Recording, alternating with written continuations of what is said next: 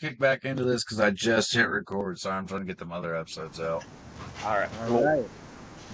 So, we are here. Welcome, everybody, to the Dudecast. If you're listening, if you're watching, we appreciate it. And we're here. We are on a new platform. I think this one will stick. And let's fucking make some podcasts, huh? Uh-oh. We lost our guest. Shit. Okay. Guys, come back. And he's back. All right. So that was probably the intro music you just heard. The Skits is good at editing. Hell yeah. All right. Well, we are here today with our guest, Eric. Say hello, Eric. Hello.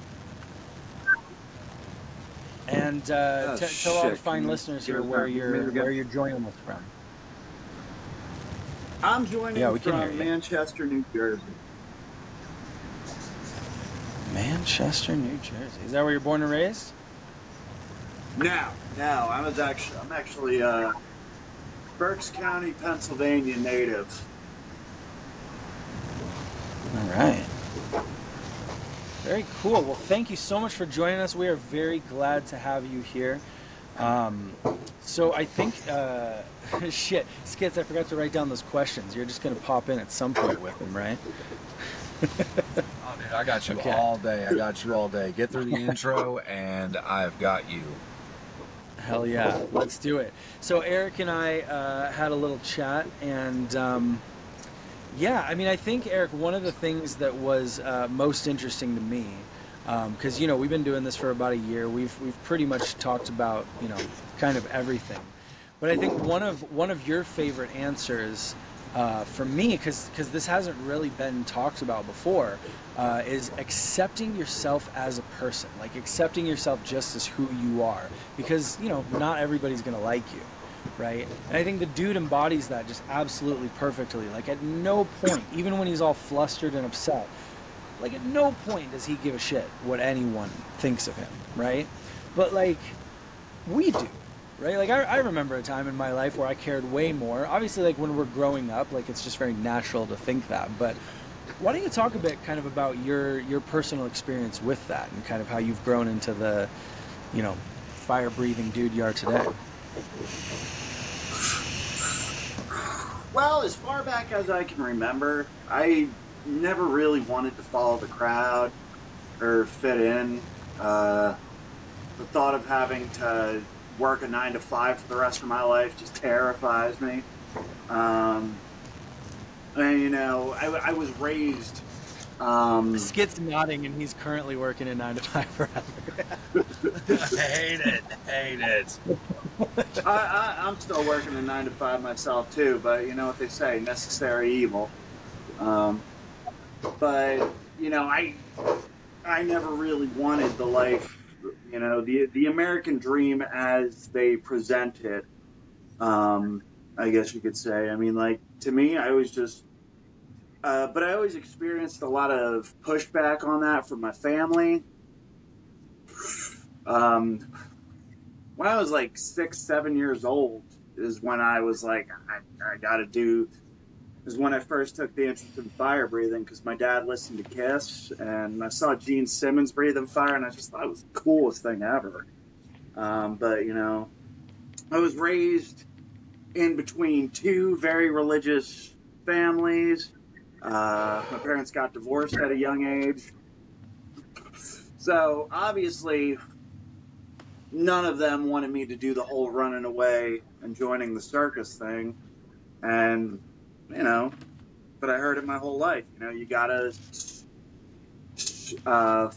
straighten up and do what you gotta do. But, you know, in the past few years, I just realized, you know, it's not for me. So I decided to, you know, really embrace myself and go full force into fire performing. Been doing it for about 20 years now. Trying to work it into a full-time gig. Nice.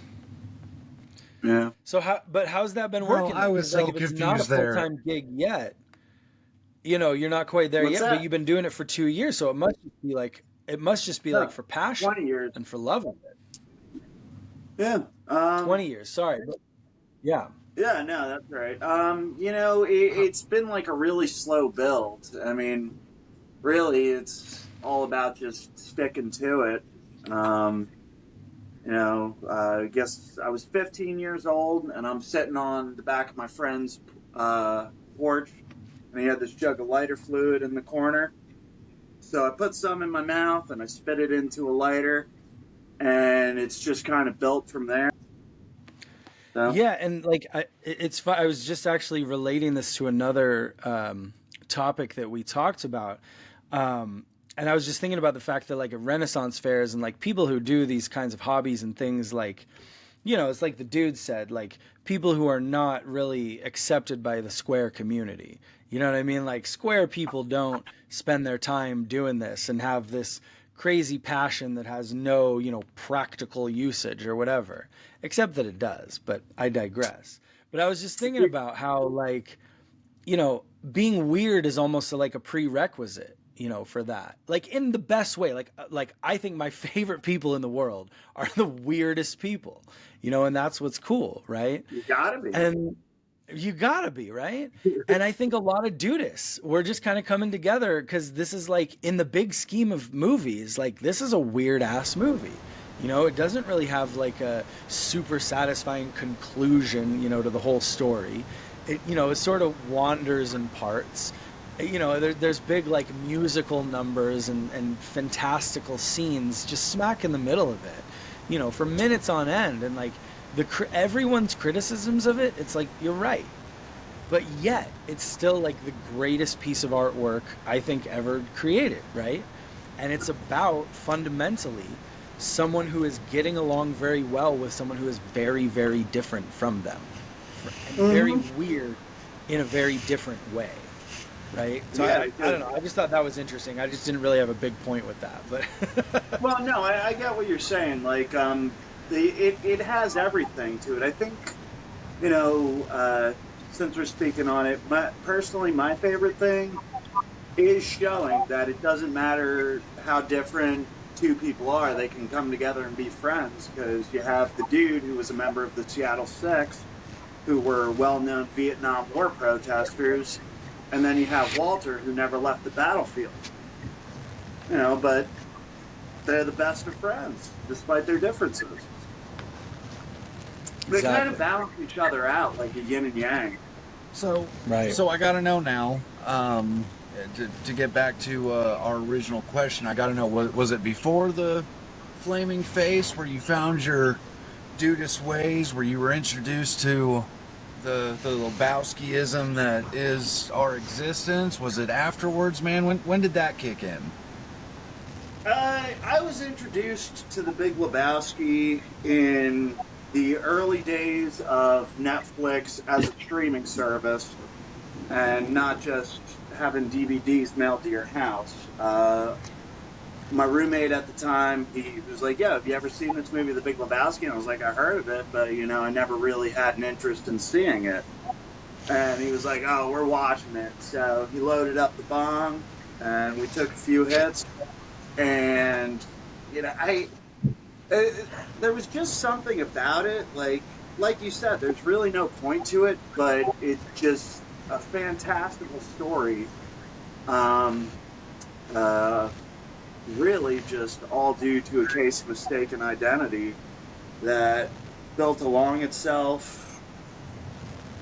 And I don't know, I guess my favorite thing about it is the way that the dude just goes with the flow, despite all these things happening. Rug gets pissed on, ends up just fathering a child for someone, looking for an heir, and at no time does he really let any of it get to him, except for like small little pieces until the end, but that's a good message, like no matter how bad things are. You know, how bad are they in the grand scheme of life? Right. Well, and the I think it was the Abide Guide talks. It has like a little section about how the Coen brothers use like a wide angle lens a lot in their filming, and how like philosophically and like mentally, the movie takes a wide view of life. Really, the movie could just be about mistaken identity. It could be, but then it's also about like life and death and good and evil, and you know what I mean, like just all these grand topics that are just woven throughout it. And yeah, I think that's kind of what's so damn appealing about it. But yeah, I mean, yeah, I don't know. Cal has been I, quiet. I know he has something to say. one of the things that always I kind of wonder about is how many times every person has to see it before they can really start to see what's there beneath the surface. Because I know in my experience, I went to see it the weekend it came out in theaters, and I went to see it because I had loved Fargo, and Fargo has a very definitive A to B plot, and I had to see The Big Lebowski probably 2 or 3 times before I really started to pick up how things actually worked together. Because the main criticism you ever hear, and it's 100% accurate, is that the plot, what plot there is, really doesn't mean anything. Nothing changes. Yeah. And people No. and what was that whole thing about? Like what was the whole thing with Jackie Treehorn? Like, what the hell was he drawing on that piece of paper? Yeah, like Jackie Treehorn's part in it, I feel it doesn't get discussed enough. Like, just from the moment he steps onto the screen and just like looks directly at the audience to the end, he just commands the part so perfectly. Yeah. But like that I don't know if you introduction know this of or him, not. it's kind of interesting because he is kind of the catalyst for the beginning of the movie, trying to collect on his money, and then finally he shows up and he lets it be known. Well, I don't know if you know this or not, but the entire story is ludicrous. I mean, Entirely. Oh man. I mean, it is the dullest version of a Hunter S. Thompson story. It's just a 72-hour span of just insanity that could technically happen to anybody. It just happened to the calmest guy in LA. Fortunately for all of us. Indeed. So so another topic we were talking about, if we can switch decisions, is switch discussion. The importance of doing nothing. And this I love. So like one of the big things that we've kind of talked about in our group, and Skits and Cal, like let's definitely like reiterate some of the things we talked about, but is like what lazy really means. And we were talking about how like technically like there's an argument to be made that if you were to say like the maximum amount of laziness, what kind of person would that be? And like it probably wouldn't be a person who would show up for their landlord's cycle, and bring 2 friends with him, right? So like laziness around like leisure, almost as like a good thing, recharging. How do we recharge? How do we, get back energy to go do those daily things that we just have to do? And like for the dude, it's kind of rituals, little rituals, like the Tai Chi, the beverage, the J. I'm sure rolling a J is a thing for him, bowling. All these things are just meditative and kind of give you energy back. But like,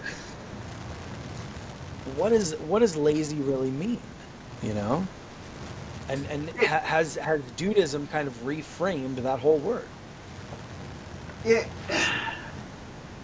Like, the thing I like about the dude is he's lazy because somehow he can afford to be lazy, and just collecting the royalties off of his uncle who created the Rubik's Cube. But Not true. Not true. Disproven.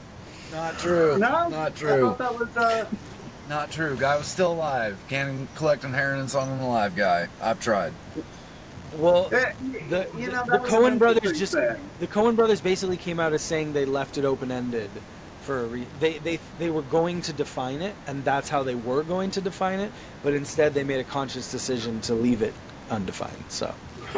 All right. Well, I'd like to think that he's bringing his money in from a lawsuit or some kind of dispute against Metallica while he was roadieing for him. Because they're a bunch of fucking Right. assholes. Right, like they really were assholes. They really did break the law, and he won a nice settlement. So, hush money.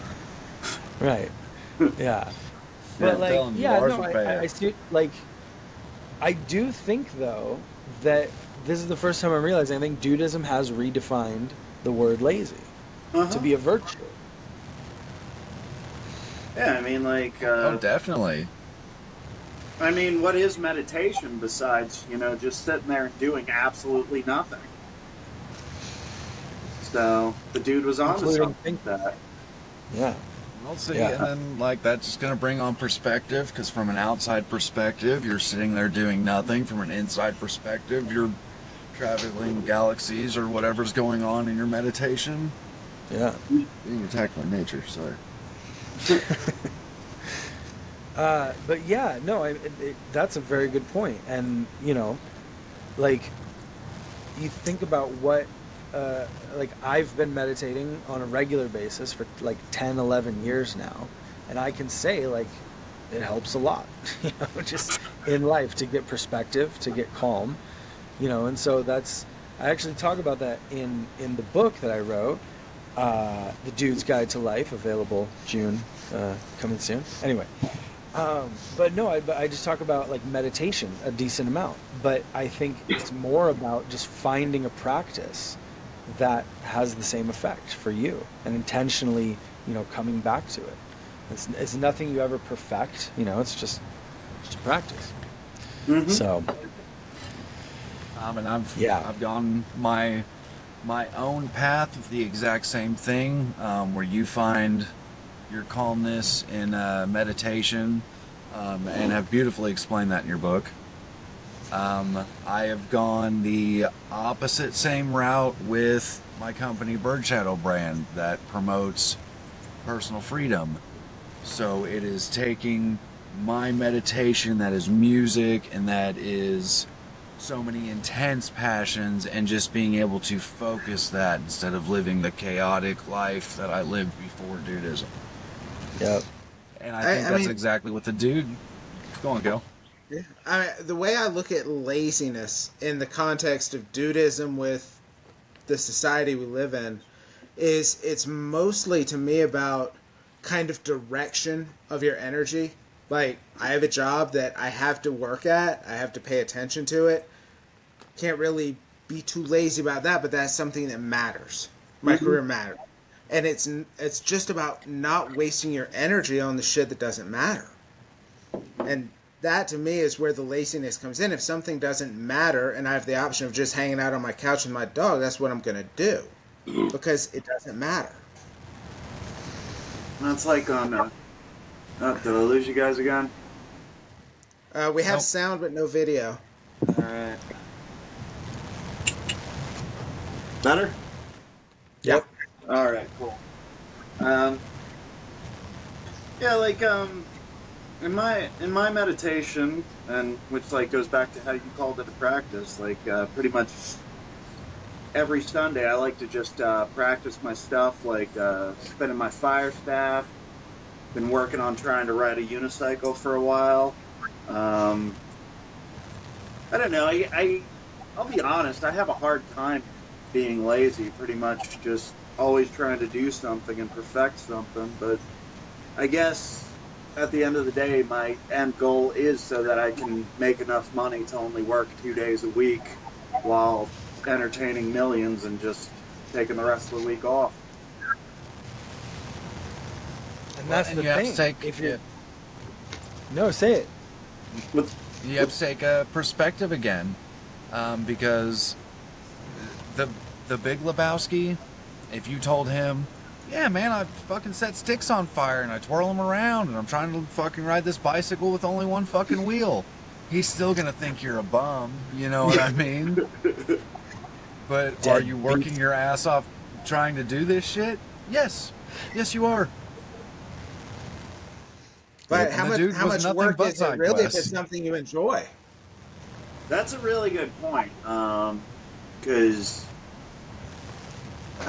I can honestly say there's probably no greater joy for me in the world than just being out in front of a crowd, sharing my passion for their entertainment. I guess at the end of the day, my passion is just risking my life for the entertainment of others. Nice. Yeah. My dude. But yeah, man, I know what you mean though. Like, you know, if you really do love what you're doing, then you know you're not working at all, really. But like, I enjoy having enough money to pay my rent and feed my family, and so I do what I have to do to get there. You know, because it's all strikes and gutters, right? Yeah. So, no, I think having an end game is crucial. An end game for maximum relaxation, and not just when you hit 65 and retire on a pension. Yeah. So. All right, Skip's takeover time. Hold on a second.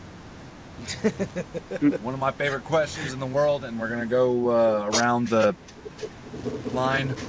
We're gonna start with our guest Nick. Nick, how recently has it been since you watched the film? Eric. No, I'm Nick. You're Eric.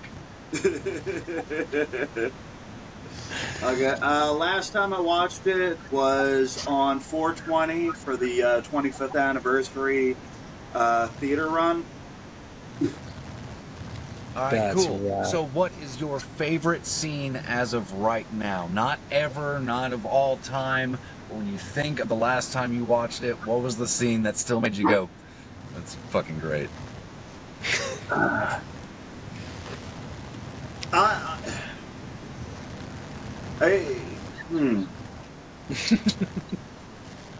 Honestly, said it this ahead is of the scene I go to every time just because I love the facial expressions when the scene where dude's sitting in his living room, the cell phone's just ringing, and the cops are just staring at him dead-eyed, and that whole dialogue in between, and how the one is kind of like half-heartedly questioning him, while the other one's just taking the pipe and like sorting out the roaches in the ashtray. I love the scene because of the complete apathy from the police officers.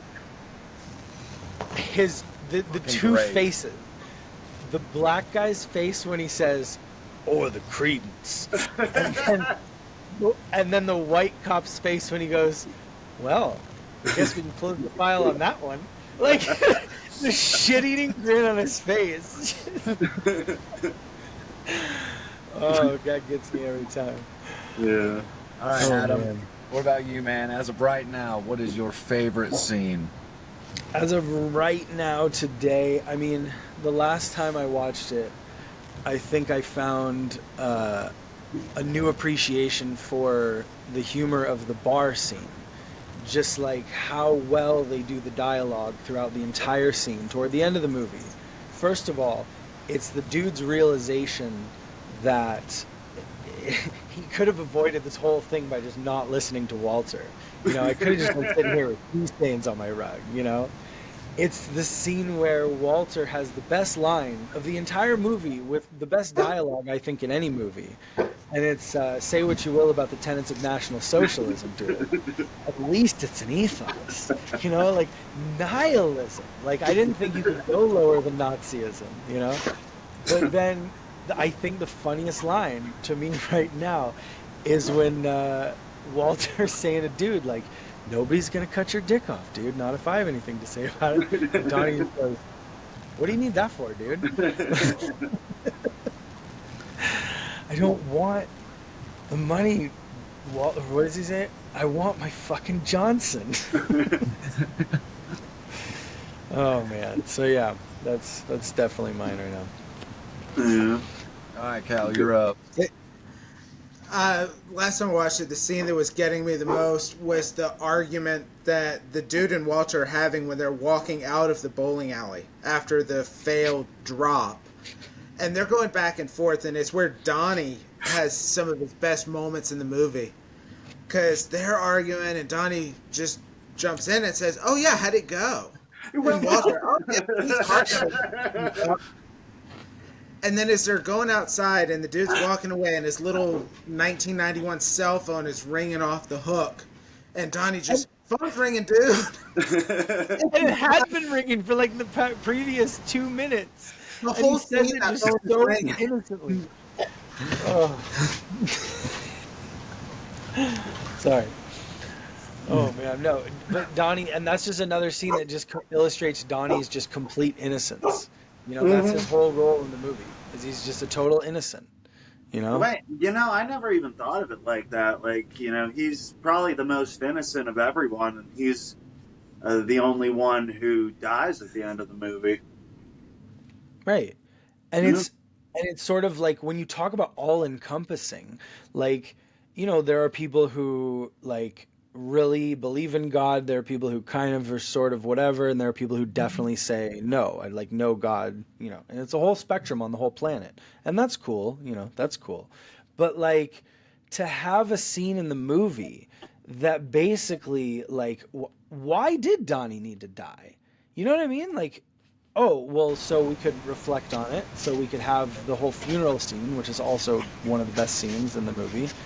And like, so even the narrator has an opinion on the movie, and that's what his opinion revolves around, Didn't see it Donnie go, It's like, what the hell is the narrator having an opinion for? Like, what is...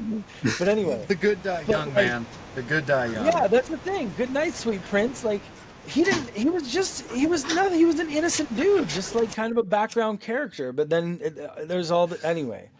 Yeah, there's a lot of depth to that.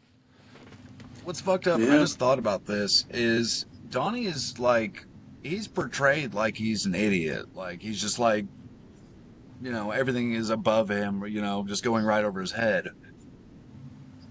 I've never taken into account that he might just be so fucking smart. He's not listening to those two idiots. Yeah, he's the only one that actually goes bowling throughout the movie.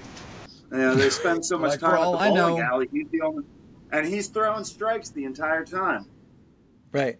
Yeah, for all I know, he's like excellent at fucking calculus and all this other shit, and that, you know what I mean? Like, and he's just up there just having these amazing conversations with himself, and then coming back and being like, "Oh yeah, hey dude, how'd that go?" Right. Well, and like obviously he's still friends with Walter for a reason. So, we have to like infer all these things outside of the 2 hours of the movie, right? And one of the things that I infer, like, first of all, I love this theory, and I absolutely agree. Donnie definitely has like a high level of intelligence just in other areas. Like, he's not great at like paying attention to those two idiots. But like, how much wouldn't everyone love to have the power to just completely like not take anything personally? Like, Walter's such an asshole to him, and he only really like gets only a little upset about it when he's like, what's wrong with Walter, dude? But that's only because like Walter actually called him a name, to the point that there's a fan theory that says he was talking about Jackie Treehorn in that scene. Like, the world does not stop and start at your convenience. But obviously he was insulting Donnie, and that's why Donnie like thought, what's wrong with Walter? But anyway, I digress. But like, no, I think that's such a big superpower almost, to be able to just say like, yeah, I'm not going to hold on to Walter being a dick to me and just let it roll off of me, That's a very and I never thought about it like that. That the big point the movie ever makes about Donnie is that he's out of his element, and maybe he's out of his element because he's hanging out with these wackos at the bowling alley all the time, and he enjoys bowling. To some extent, he likes their company, but he's kind of out of his element because that's not his world. Yep. Insane. Wow. Hey, See, no matter how this is many why we times you do it. watch it, you can still find something new from it. See, and that's why I would call it like a scripture to the religion of Dudeism, right? The movie is the scripture. And that's what people say about the Bible. Like, I haven't found that to be like, well, I guess kind of, in a way. I find other spiritual texts to have that quality. But that's like the spiritual texts that I keep coming back to and keep reading over and over and over are because each time I get something new out of them. And I think that's a spiritual experience in a movie. You know, that we can get either a new joke or like a new, something.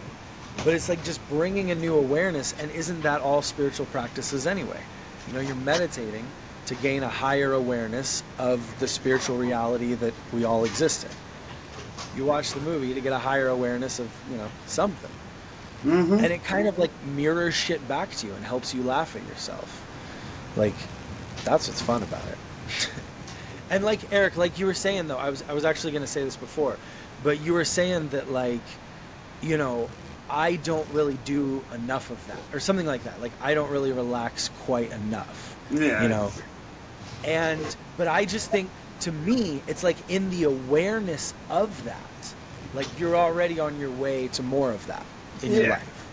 You know what I mean? Because so many people don't even have that awareness in the first place. They just think, oh, yep, everything's fine. I can just keep burning the candle at both ends, So. Well, it's a good way to put it. Laziness, here I come. Right. Which is like giving a fuck about just like, the important things, right? Like I like, who's that guy? Mark Manson's philosophy. He's the guy that wrote How to Not Give a Fuck. Yeah, I think I read that way back. Yeah, but that's the basic idea that I haven't read the book, but I understand the basic idea behind it is like you choose very carefully what you give your fucks to. You narrow down in your life. Yeah, but I watched The Big Lebowski enough. It's the same message. The dude doesn't give a fuck about very many things. He gives a fuck about his Johnson. Don't wait to some extent his car and like his friend. I love that analogy though. It's like at some point in life we're issued our basket of fucks that we can give about things, and there's only so many things you can give a fuck about before you just run out of them. Yeah, you know what? Like bringing that up, one thing that like really bothers me about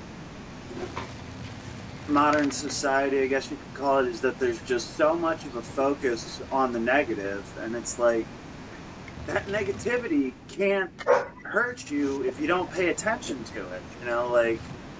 I never talk about the things I don't like. I slip up every now and then, but I try not to pay attention to these things, because what good are they doing in my life? So just pay attention to the things you like, I hear you, man. And like, yeah, on things like, Reddit and Facebook that, I'm sure we all partake in from time to time. I mean, isn't that how we found each other on fucking Facebook? That's what I'm saying. But it's like, you're kind of, it's a risky thing. And so I think, we just got to limit the amount we're exposed, because like, you're scrolling, you don't know what's going to come next. And then like, oh, now you're in a, political debate talking about people you don't want to be talking about or topics you don't really, it's not making you calmer to think about. But yeah, man, that's, I think, a really important part of Dudeism is like choosing, what your attention goes to, because yeah, the dude had to pay attention to all those crazy things because he needed to figure out, what happened. Like her life was in his hands, But like you notice the difference, like, okay, so I think about this a lot. That scene where Brant says her life is in your hand, then he says, no, don't say that, man. Asked me to repeat that, and then he like takes it on. And then he says it to Walter, it's like, they're going to kill that poor woman, because it's my problem now. Her life is in my hands, But right before that, he was doing a Jay in the West Wing, like, that's a bummer, man. Like, what does that matter to me? But then he took it on. Mm-hmm. So it's like, what are we taking on? Are we taking on, like you said, like modern society is fucked up and we need to change it? No. A lot of Christians are. That's kind of scary, because then they want to recreate things in their narrow image. And I If you're think going to anyone, recreate Christianity, do it to the tune of Powerwolf. yeah, dude. But no, I mean, but I digress. But like, just thinking about, what are we like giving importance to, you Yeah. know? Yeah, no, And you're completely right what you were saying. I'm sorry I interrupted you there. no, Um, man. but like most religions like bother me because it seems like the whatever message they did have was lost somewhere in translation. Like, mixing Christianity and Dudeism, I know that we do recognize Jesus Christ as a pretty solid dude. He didn't want to spread any hate. He tried to spread the Right. gospel, and Right. And you even think about like the big topics today, Mhm. like abortion or what, or gays or whatever. He didn't say a dang word about nothing. anything specific like that. But his followers then thousands of years later want to say that, what he would have done this and that. But like, yeah. Hmm. There's even a passage in the Bible where Jesus tells his disciples, basically go spread the word of the religion, but if it falls upon deaf ears, just kick the dust off of your shoes and move on. So Exactly. even he was about the, spread the good word, Yeah. but if it's not the good word to someone else, don't force it on them. And Yeah. that's exactly And why that's Dudeism is such a great add-on. It's an add-on religion. There's no deity, all right? There's no bow to anything. It is literally, what is it, Adam? A Dudeist guide to life? Is that pretty well what Dudeism is? a Dudeism is in guide to let itself hell. But no, but I a agree guide though. to Like life. you almost have to pair it with, something else. And what I think Dudeism itself, when the No. guys came out with it, did was pair it with Taoism. Hmm. Perfect. I'm just pairing it with something slightly different, that sees Jesus in a little different way. But yeah, dude, just but there's Okay, no mandate. explanation-wise, I can see pairing it, yes, but belief-wise, no, I don't think that you have to pair it. But No, them, no, you don't have to, and that's the thing. It was just sort of offered as like a, yeah. it could be seen this way, you Hmm. know? Yeah. Yeah, man, that's what no, definitely one of the things I love about it. And I think it's great because like what it's also defying this idea of like what is a religion, And even in the movie, it's like he talks about like, you're living in the past and he's like 3,000 years of beautiful tradition. You know what I mean? Or whatever. Like, yeah, like Dudeism doesn't have that. We have 25 years of beautiful tradition, Yeah, and that's it. And barely that, because Dudeism wasn't even out right away. It took him years to think about this and watch the movie a whole bunch of times and develop it. And I don't think I could have written my book before I did, so it took me years to develop it. So it's like, that's what's cool about it. So, I don't think I would have found Dudeism as appealing as I do if I wouldn't have had, like a much, you know, more chaotic existence during my 20s or anything like that. Like, yeah. it, kind of like how I mentioned earlier, the Walter and Dude uh, kind of balance themselves out. I guess, that's what Dudeism did for me. It helped me balance myself out, from all the chaos. Hell yeah. No, and I remember part of Cal's story, if you've listened to the other episodes, is that Dudeism really helped him a lot with a lot of anxiety that he was experiencing. And I think anxiety is one of those things that's a very universal experience, but then, like, Dudeism will help you find the source of that and give you tools to just kind of deal or think about it differently. Because anxiety usually, in my experience, usually just comes because my mind isn't right. I'm not thinking about it in the right way. I'm thinking, no, this fucking thing is really, really important, and I need to really like worry about it and think about it, and all that. You can't be worried about that shit, man. All you need is that little simple phrase and just put things in perspective. And it's like, oh yeah, I'm not actually helping by being anxious. So what can I do? Oh shit, I can take a deep breath. I can make a nice tasty beverage. Maybe it's alcoholic, maybe it's not. Keep a strict drug regimen. Get your mind fucking limber. So, yeah, that's what I love. Is like anxiety is such a universal thing, and it's also universal to be able to find a hobby like bowling, find a bowling alley, find a frisbee golf course, find a soccer field for me. So, anyway, I just need a place to smoke. What was that? I just need a place to smoke, man. You guys do all that running around shit. I'm not doing all that. You know what I just realized, Skits? I think you're my Walter. Like, I don't think I could be better friends with a more different person than Nick fucking Skits. Because I don't have anybody like that in my life.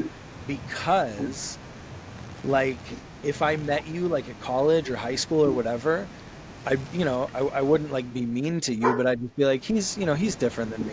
You know what I mean? He's crazy in a different way.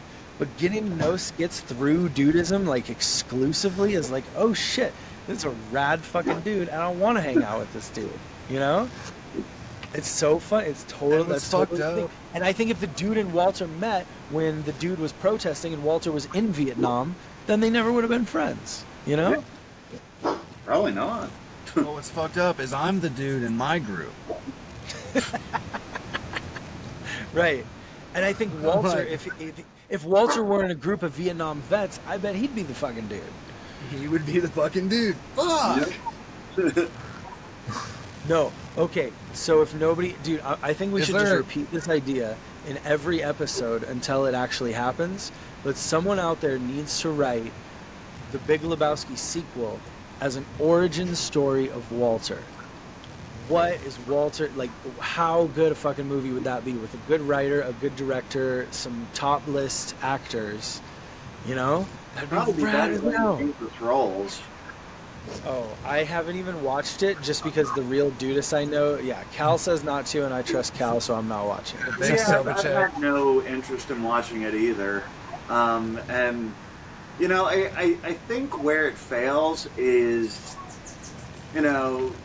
Jesus Quintana is a good character, but still, at the end of the day, he's a pedophile. He's a pederast. So, when you make the pedophile the main character of your movie... Right. Like, why weren't they where's saying the that during appeal? writing? Who's your demographic here? Right. Like, I could watch the movie, but he's a pervert, dude.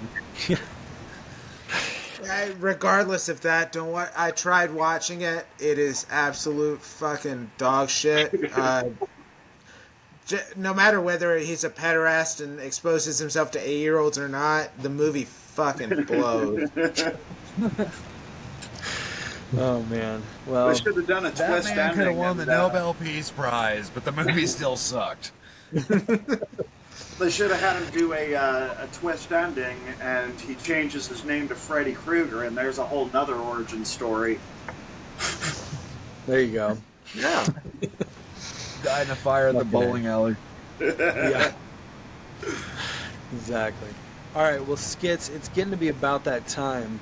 I think you're the closer in this situation. You got some fucking wrap up questions for a little wrap up roundtable, if I'm not mistaken. Oh man, yeah, man. I think that I could knock some out. Eric, because your name is Eric. Are you very active in the groups? I know that's a big part of Dudeism, since we don't have physical churches everywhere. Our groups throughout Facebook, Reddit, Instagram, TikTok. That's how we communicate with each other. Are you big in the groups? Are you part of any groups? I'm part of a few, not too many. I do comment every now and then, like if I feel I have something to add to the conversation, but a lot of times I'm just okay. more of a passive, you know, Okay. admirer. What is And, one? just because, like, if I have nothing to add to the situation, then I might as well Right. just do it. The dude doesn't exist. I was gonna say God bless you for So it, 'cause what- way too many people just quote random fucking lines for no reason. It's like, okay, like we've all seen the movie, like, nothing about that was clever, Sorry, go ahead. What is one? What is one part of your Dudeist ways that you think that you would catch heat, at least a small amount of heat, from the group? Like, I'll give you an example. One thing that I catch heat from the group for is I don't fucking like Tito's vodka, dude. That shit is fucking nasty. Give me some Cheapo Depot flavored Smirnoff, and my Caucasian is going to be 20 times fucking better than yours. Because yours is going to taste like rubbing alcohol and cottage cheese. So the one thing, since you brought that up, the one thing that I'd probably catch heat from the groups on is I don't drink. I haven't had a drink in over 5 years now. I will admit that I absolutely miss the taste of White Russians. But I did find this cool chocolate store near me. They make these White Russian flavored truffles, which fill the void rather nicely. Hell yeah. Hell yeah. All right, Adam, what about you? What is your Well, whatever? I guess I might get heat for not drinking, but I tend to feel like I support all those dudes that don't drink because I very enthusiastically. I mean, like, every once in a while, like, that's fine. But what I talk about in the book is like strict drug regimen. I think is the lesson here. It's like if you can handle the drinking and it's actually good for you if you really reflect on it, fucking A, keep drinking. But if you're just in denial because it's fucking up your life, then maybe there's something to think about there. But anyway, no, I think for me, like, honestly, I feel like Dudeism is a little atheistic, and so I think even just saying like God exists and I'm fucking sure of it is like a hot take, And I know Skits, like, you've pushed back on things I believe, and I always respectfully, always let you have the last word because, like, that's cool, man, and that's what we're friends for. But, like, yeah, I think that would be mine. Just how firm I am in it for myself, but I don't need anyone else to be, believe anything to make me feel better, Yeah. I don't care if you have a god. I don't want one. I have enough shit going on. I mean, if people are so staunchly atheistic about it, does that mean they believe in nothing? They're nihilists. We got to kick them out of the group. Fucking No. I believe in the universe, and I believe that I'm here. Maybe, but I don't fucking care, bro. Like, I don't care. I just don't. That's why I'm an agnostic. I don't know. I don't care. There might be a master plan and an intelligent creator. I might be a lucky sack of meat walking around. I don't care. I'll find out one day. Don't matter. That's All the way I religions- look at it. For all all I religions know, focus this is just around- one stop on our journey through the dimensions. Hmm? That's what I'd say. I'm gonna come back as a meteorite. All right, Cal, what is your what is your hot take in the groups? If I went on the groups, I get the feeling like because I make my White Russians with chocolate milk, I would get blowback from that. Because it's probably not a pure White Russian, because it doesn't have the white of the cream mixed in. But I make it with chocolate milk. It tastes like a fucking mocha coffee. You know who wants pure White Russians, Cal? Fucking Nazis. Nazis. Yeah, they never change. They Nothing never changes. Oh man. Yeah, I mean, they were threatening That is castration. Do we have to take a picture? Split hairs here? Fucking A. Am I wrong? You're not wrong, dude. Yeah. Fucking A, Another Skits, big what do you question think? that I love throwing out. I love throwing this out, Eric. Is how do you spread Dudeism, man? You can't put it down in a pamphlet. You can't yell it at people from a street corner. Neither of those are very dude. How do you Sounds spread exhausting. Dudeism? Sounds I fucking just, exhausting. I just keep my calm and, look at things and say, fuck it. And I kind of try and spread that as an example. However, I do work in retail, so some days are much harder than others. I work in quality control. I understand. Oof. Yeah. Yeah. How do any of us do anything? I think the best way is to lead by example. You said And it, I man. agree with that 100%. When stressful situations come along and I'm able to respond calmly, as calmly as I can, sometimes that opens the door on conversation as to, I seem to be pretty chill about this. Mm-hmm. And it's leading by example, which, sorry to say, most religions actually don't lead by example. I think leading by example is the best way we can do it. I see you, Adam.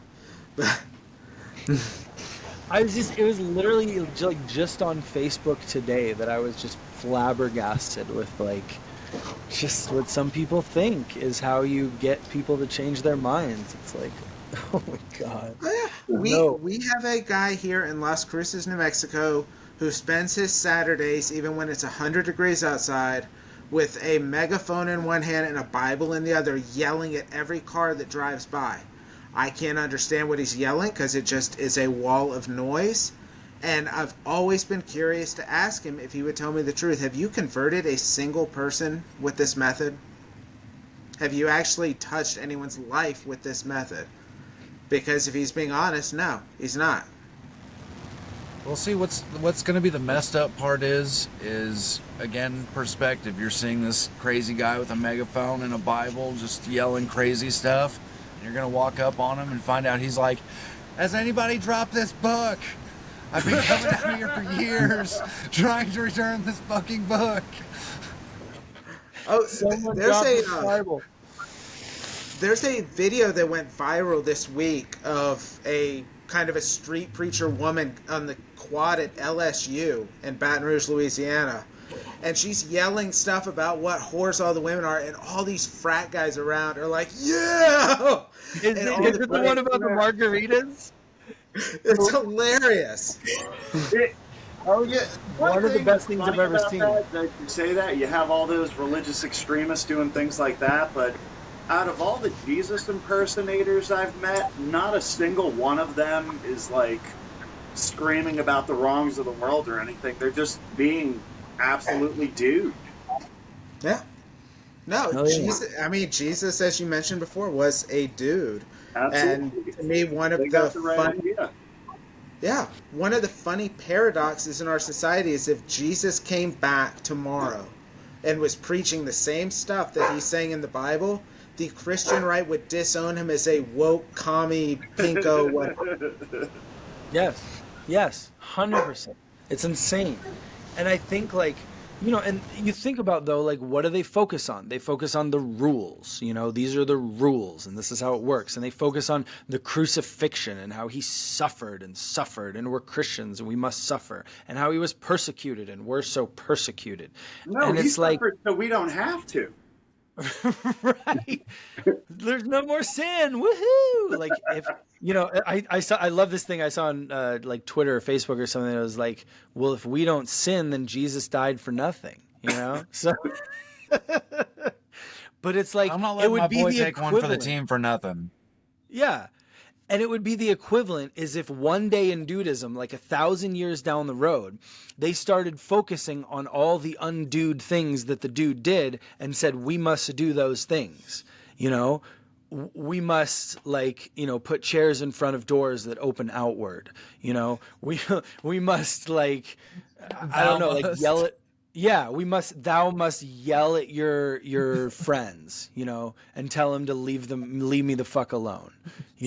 Like Yeah, he did a lot of undude things, but it's like as an illustration, you know, and we see how he came back to dude. So Hmm. anyway, I just think 2,000 years, like, yeah, shit's gonna get perverted a bit, you know. So All right, it we're, happens. we're we're coming up on time. I have one last quick question, and I think this is going to be a fun one for everybody. Eric, what do you think Maud named the dude's kid? Oh, keeping up with tradition, I'm going to say Jeff. Did she No just spell it all way. weird, like silent P G E? I, There's I, a I mean, symbol like, in there. clearly she, I don't know if that's like some sort of daddy issues thing with her or something, getting impregnated by someone named who has the same name as her dad. Like, there might be something weird going on there. But, who knows? If that is your only like clue that she's weird as fuck, bro, like you are living a way more interesting life than you're letting on. Yeah, dude. No, definitely daddy issues. No, we were talking about this last week actually. How I realized that like the thing she loves about him is how opposite of her daddy that he is, but then also like has the same name. You know, so it's like, you know, and is an older guy, and you know, but is all the things that her daddy wasn't, but is also like somewhat aloof and distant. You know, so yeah, man. The All right, story's Adam, what do you beautiful. think? What I think about what? Fuck, what's your fucking Yeah, question? I want to know a name, bro. I'm asking everybody. Oh, dude, no, I definitely think it was some weird ass name, some obscure, like, you know, artist from Siberia or like Finland or something, and it's got some umlaut over it, you know, or it's a Welsh name that like is totally different than how it's spelled, you know, and so she has to correct everyone and act all high and mighty about it. Yeah, like How do Sarsha. you think?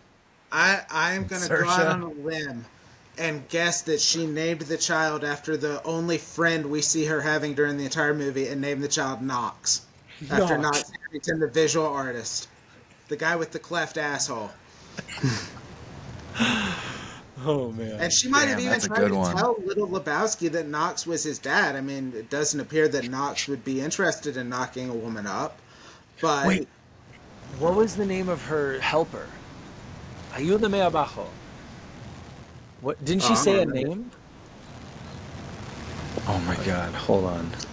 Hold on. I'm gonna fucking look at it. I mean, she might have. I guess she could have also named it after whoever it was who called on the phone. El Franco? Oh Maybe man. Franco. Franco, ayúdame abajo. Yeah, maybe it's that name. I don't know. I mean, we know she wouldn't have named it Bunny. I don't think she would have named it after her father because, she disapproves of his lifestyle, and needless to say, he does not Needless to approve say. of hers. Should maybe should name I it mean, the Brant never did anything wrong. I mean, if he paid $100, do you think that she'd fucking name it Brant? Right. There you go. I won't name it Brant, but if you pay $100, you can watch it be born. Yeah, there you go. There you go. Oh man. All right. Well, I guess that about wraps it up. On that note, about nothing, we're going to end the show. Thank you for joining us. Thank you, Eric, our special Thanks for guest for the having me. week. Appreciate everybody tuning in, listening to the Dudecast. Check out Bird Shadow Brand. Check out the Dude's Guide to Life. And don't murder anyone in Las Cruces, New Mexico, because Cal would be very disappointed in you. I would. He would represent you. It would just make more work for me and Right. interfere with my dudeness. So, Right. Just let him do his thing. Hell yeah. Take care, everybody. Peace All out. right, peace out. Yeah.